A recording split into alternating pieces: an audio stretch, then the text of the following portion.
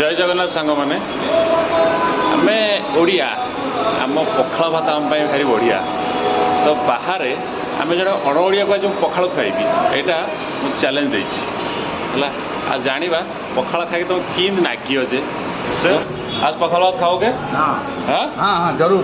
okay पखाड़ को आहरी स्वादिष्ट करने पियाज किचि किचि कर काटिदेवा लंका टे कुचु कुचु कर काटिदेवा अदा टे घस घस कर घसीदेवा देसी अदा आंब कषिया अदा तो मिलबनी से सबको नहीं जावा पियाज अदा कंचा लंका से भात में मिसईदेवा दही टे पक घाटीदेवा लेंबू दीफाड़ चिपुड़ीदेवा चिपुड़ी भात को भलसे मिक्स करके साइड करदेवा तापर पाली आसला छुंकर तेल सोरिष कड़ी पत्ता पकई भलसे फुटेदेवा फुटे भात को भलसे घाटिकी साइड करदेवा बास पखाड़ भात बर्तमान रेडी है पखाड़ भात बर्तमान दबा देखिए कमती से बाजाओ ये है पोखरा भात खाएंगे हम यहाँ पे